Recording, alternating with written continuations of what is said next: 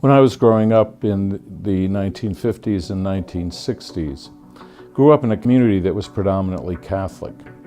We didn't talk about Catholic identity because that's who we were. We went to Mass on Sunday. Every time you walked past the church, you always blessed yourself if you didn't stop in for a visit to the church. You went to Catholic school. You lived that life of faith. You went to confession every week. Those were all things that we did as Catholics. It was who we were. Today, folks look for an identity. They want to discover who they are.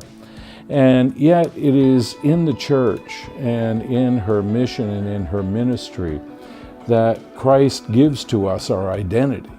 We are His children. We are children of God. We are the children of His promise.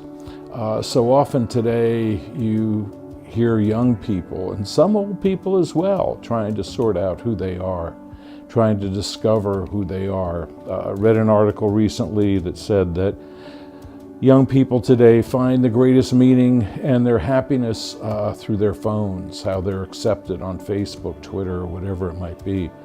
And yet, Catholic identity is not something that we wear as a badge. It's not something that affirms us through a phone, but assures us in our day-to-day living, in our care for the poor, in our celebration of the sacraments, a faith that is lived, not on our sleeve, but in our hearts.